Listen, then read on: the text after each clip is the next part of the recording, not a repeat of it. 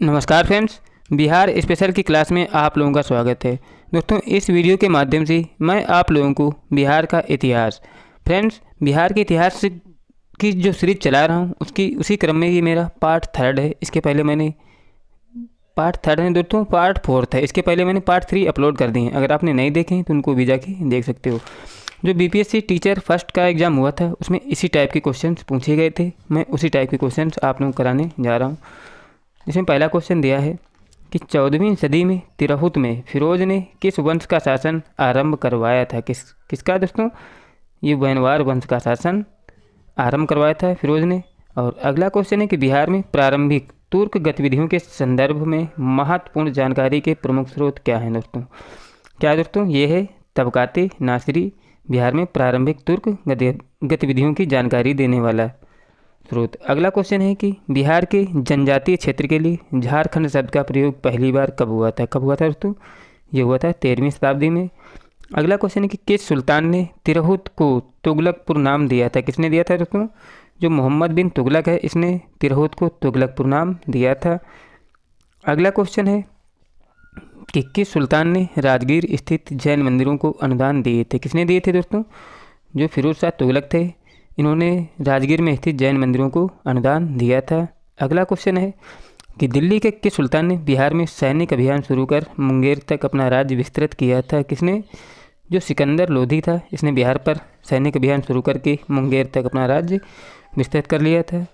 अगला क्वेश्चन है कि बिहार शरीफ स्थित मलिक बया के मकबरे की विशिष्टता क्या है? क्या दोस्तों? इसमें जो विशेषता है कि इसकी सलामी दीवारें अथवा लंबूतरे गुंबद हैं। अगला क्वेश्चन है कि पूर्व मध्यकाल में सोन नदी की घाटी के क्षेत्र में किस जनजातीय राज्य का उत्थान हुआ था? किस जनजाति का उत्थान राज्य नहीं दोस्तों, पूर्व मध्यकाल में सोन नदी की घाटी के क्षेत्र में किस जनजाति का उत्थान हुआ था? ये था दोस्तों खरवार जनजाति। और अगला क्वेश्चन दिया है क्वेश्चन नंबर 225 कि 12वीं शताब्दी में पश्चिमी बिहार, चंपारण और मुजफ्फरपुर में कौन सा राज्य संगठित हुआ था? कौन सा राज्य दोस्तों? चेरो राज्य संगठित हुआ था 12वीं शताब्दी में। पश्चिम बिहार, चंपारण और मुजफ्फरपुर में कौन सा राज्य? चेरो राज्य संगठित हुआ था। अगला क्वेश्चन है कि दलपत शाही का संबंध किस राज्य से था? किस राज्य से था दोस्तों? उज्जैनिया राज्य से था दलपत शाही का संबंध। अगला क्वेश्चन है कि शेर शाह ने मुगलों के विरुद्ध संघर्ष में किससे सहायता प्राप्त की थी? किससे प्राप्त की थी दोस्तों? चेरो शासकों से प्राप्त की थी शेर शाह सूरी ने सहायता। अगला क्वेश्चन है कि किस चेरो राजा ने जगदीशपुर के मेले की शुरुआत की थी? किसने कराई थी दोस्तों? जो फूलचंद था, इसने जगदीशपुर के मेले की शुरुआत करवाई थी। और अगला क्वेश्चन है कि भोजपुर में उज्जैनिया वंश का संस्थापक कौन था? कौन था दोस्तों? भोजपुर में उज्जैनिया वंश का संस्थापक ये था सतन सिंह का मूल नाम देवराज था। यह उज्जैनी, डुमराव, बक्सर एवं जगदीशपुर में एक महत्वपूर्ण शक्ति थे। कौन थे दोस्तों? सतन सिंह। अगला क्वेश्चन है कि चांद एवं मुंड जो चंडेश्वरी एवं मुंडेश्वरी नामक मंदिरों से जुड़े हैं, ये संबंधित हैं किससे दोस्तों? ये शाहाबाद के चेर से संबंधित है। चांद एवं मुंड जो चंडेश्वरी एवं मुंडेश्वरी नामक मंदिरों से जुड़े हैं। अगला है कि सिकंदर लोधी ने 1495 से 96 में किसे बिहार का प्रभारी नियुक्त किया था? किसे? हुसैन शाह सरकी को पराजित कर इसे बिहार का प्रभारी बनाया गया था। किसको दोस्तों? हुसैन शाह सरकी को। क्वेश्चन कुछ दोस्तों डाउटफुल है, ये क्वेश्चन अधूरा है दोस्तों। अगला क्वेश्चन है कि महमूद लोधी को विस्थापित कर बाबर ने किसे बिहार का प्रशासक नियुक्त किया था? किसे नियुक्त किया था दोस्तों? जलाल खां, वह मोहम्मद शाह नुहानी का पुत्र था। इसे महमूद लोधी ने बिहार का प्रशासक नियुक्त किया था। अगला क्वेश्चन है कि शेर शाह को शेर खां की उपाधि दी थी। किसने दी थी दोस्तों? ये दी थी मोहम्मद नुहानी ने। एक शेर को मारने के उपलक्ष्य में उसे शेर खां की उपाधि दी गई थी। अगला क्वेश्चन है कि शेर खां बिहार के किस शासक का संरक्षक नियुक्त किया गया था? किसका दोस्तों? जलाल खां जो था, इसका संरक्षक नियुक्त किया था शेर खां, जिसका बाद में नाम शेर शाह सूरी पड़ा था। और अगला क्वेश्चन है कि शेर शाह ने किस युद्ध में हुमायूं को पराजित किया था? तो दोस्तों शेर शाह ने बिलग्राम अथवा कन्नौज के युद्ध में हुमायूं को पराजित कर स्वयं दिल्ली का सुल्तान घोषित किया था। अगला क्वेश्चन है कि शेर शाह द्वारा अफगान राज्य की पुनर्स्थापना किस युद्ध के उपरांत हुई थी? किस युद्ध के उपरांत हुई थी दोस्तों? कन्नौज या बिलग्राम युद्ध के बाद में अफगान राज्य की पुनर्स्थापना हुई थी। अगला क्वेश्चन है कि शेर शाह का प्रशासनिक प्रयोगशाला था क्या था दोस्तों? जो सहसाराम था दोस्तों, ये शेर शाह का प्रशासनिक प्रयोगशाला था। अगला क्वेश्चन है कि शेर शाह का मकबरा कहाँ है? कहाँ है दोस्तों? सहसाराम में है शेर शाह का मकबरा। और अगला क्वेश्चन है कि शेर शाह द्वारा कौन सा कार्य किया गया था? कौन सा कार्य किया गया दोस्तों? ये जब्ती प्रणाली की शुरुआत की थी इसने। सिकंदरी गज एवं सन की डंडी का प्रयोग और रुपये का प्रचलन करवाया था शेर शाह ने। शेर शाह द्वारा यही कार्य किए गए थे। कौन से?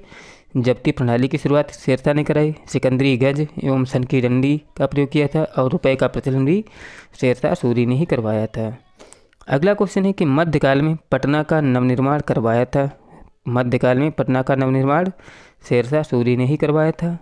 अगला है कि पटना को प्रांतीय राजधानी बनाया था। किसने बनाया था दोस्तों? जो शेर शाह सूरी था, इसने पटना को प्रांतीय राजधानी बनाया था। अगला क्वेश्चन है कि अष्टकोणीय मकबरों की श्रृंखला में अंतिम मकबरा है किसका है दोस्तों? जो इस्लाम शाह है। अष्टकोणीय मकबरों की श्रृंखला में अंतिम मकबरा इस्लाम शाह का है। अगला क्वेश्चन है कि शेर शाह द्वारा पटना किले और नगर को बनाने में कितना व्यय हुआ था? कितना व्यय होता है दोस्तों? 5 लाख रुपए का हुआ था। पटना किले और नगर को बनाने में 5 लाख रुपए व्यय हुआ था। अगला क्वेश्चन है कि बिहार को मुगल साम्राज्य के प्रांत का दर्जा दिया गया था। कब दोस्तों दिया गया था? 1580 ईस्वी में दिया गया था बिहार को मुगल साम्राज्य के प्रांत का दर्जा। अगला क्वेश्चन है कि किस मुगल शासक ने मनेर की बड़ी दरगाह का भ्रमण किया था? किसने किया था दोस्तों? जो बाबर था, इसने मनेर की बड़ी दरगाह का भ्रमण किया था या दर्शन किया था। अगला क्वेश्चन है कि पटना की विजय में किस मुगल शासक ने भाग लिया था? किसने भाग लिया था दोस्तों? जो अकबर था दोस्तों, इसने पटना की विजय में भाग लिया था। और अगला क्वेश्चन है कि मुगल कालीन बिहार में कितनी सरकारें या प्रमंडल थीं? मुगल कालीन बिहार में कितनी सरकारें या प्रमंडल थी दोस्तों? ये थी 7। अगला क्वेश्चन है कि बिहार किस मुगल सूबेदार ने रोहतास को अपनी राजधानी बनाया था? मतलब बिहार में किस मुगल सूबेदार ने रोहतास को अपनी राजधानी बनाया था? ये था दोस्तों राजा मान सिंह। अगला क्वेश्चन है कि बिहार में मुगल कालीन इमारतों में सबसे पुरानी है कौन सी दोस्तों? हाजीपुर की जो जामा मस्जिद है दोस्तों, ये मुगल कालीन इमारतों में सबसे पुरानी है। अगला क्वेश्चन है कि बिहार में राजकुमार अजीम का कार्यकाल था क्या था दोस्तों? 1702 से 1712 ईस्वी तक था राजकुमार अजीम का कार्यकाल।